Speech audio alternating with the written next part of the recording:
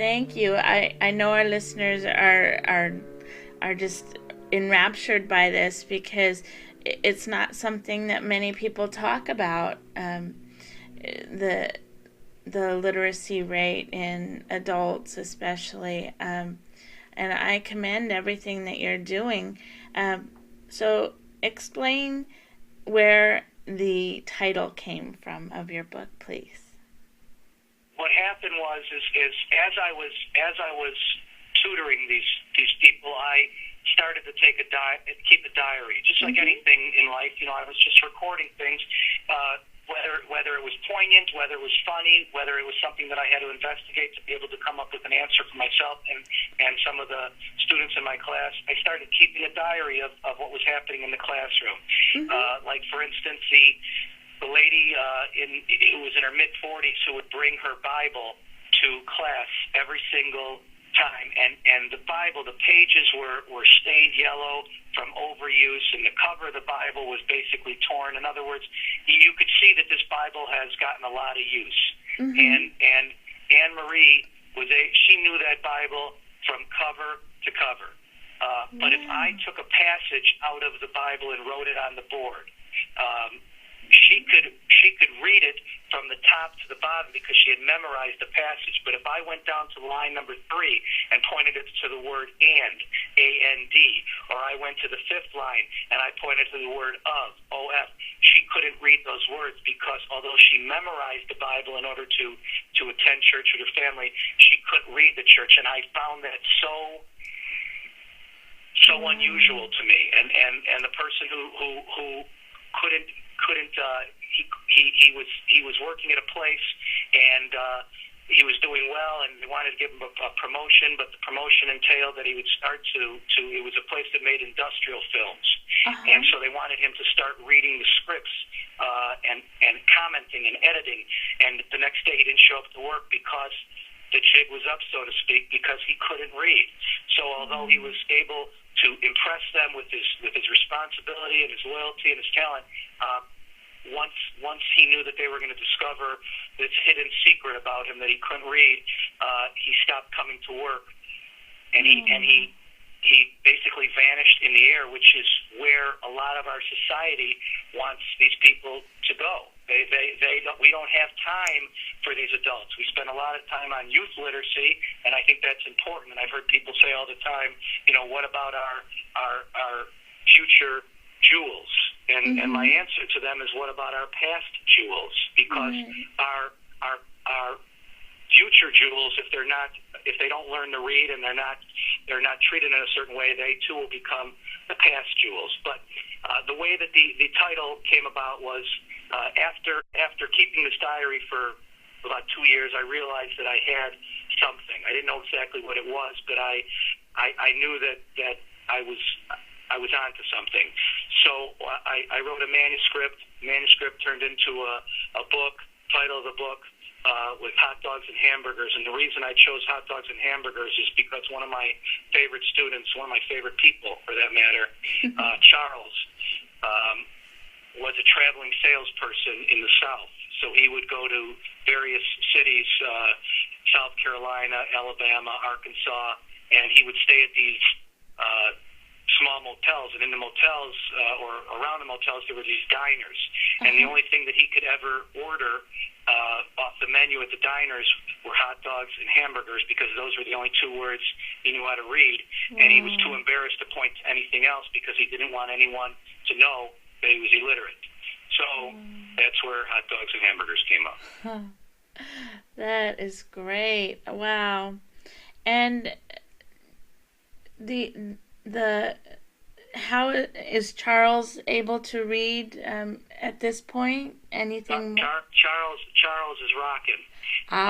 That's what we always say. How you doing today, Charles? He said, I'm rocking.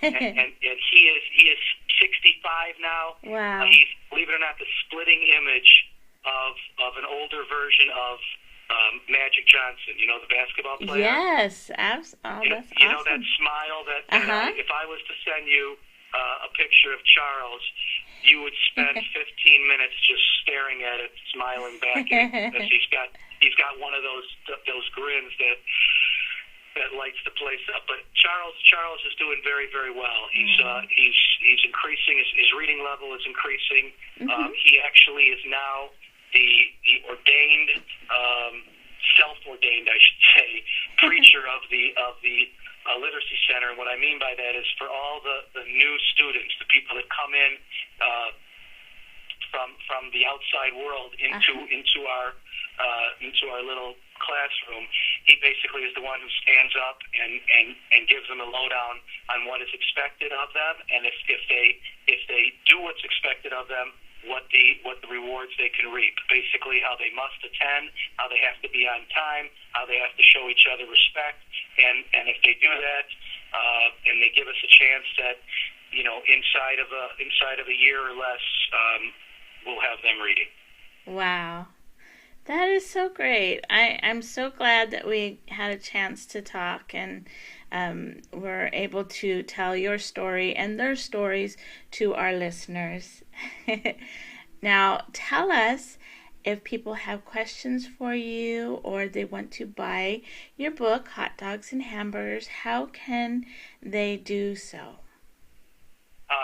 Well, the best way to do it, first of all, is we have a website, and the website is simply robshindler.com, and it's ROBSHINDLER.com, and that just tells you a little bit about, it's not only where you could buy the book, which is obviously important, but and I'll tell you why it's important in a second, but it tells you a little bit about me, and it's got some videos on there of us working together in the class, some of the teaching techniques that I use, whether it be using the Bible, passages from the Bible, whether it be using horoscopes or fortunes out of fortune cookies.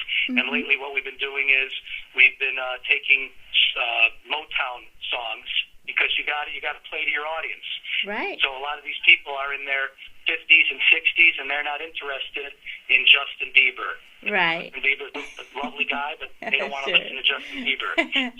So they bring in their favorite songs, their favorite Al Green songs or Marvin Gaye songs, and what we do is we put the song, we write the words of the song on the board, and we break it up, literally, sound by sound by sound, syllable by syllable, word by word, and then we break up the whole song on the board, and then I play the song off my iPod, and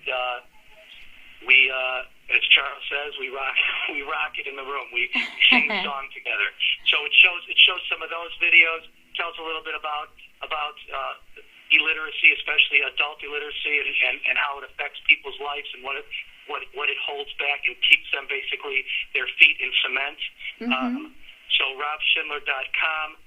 You could buy the book from Amazon.com, BarnesandNoble.com. If people have a Nook or a Kindle, they could buy it off of that. If they have an iPad, through iTunes, they can buy it on their iPad.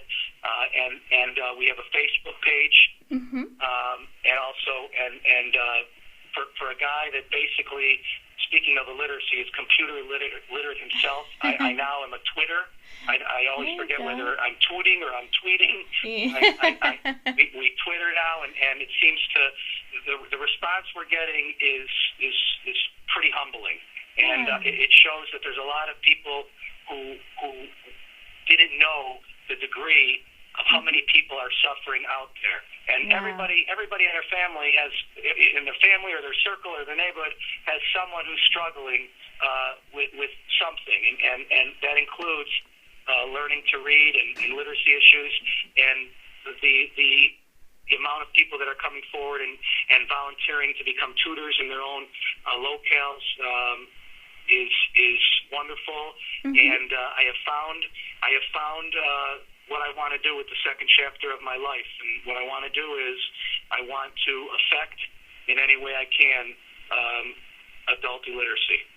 Awesome. Well, Rob, we applaud you here at Love All Humans. We're really in your corner with this. Thank you so much, Rob, for your time.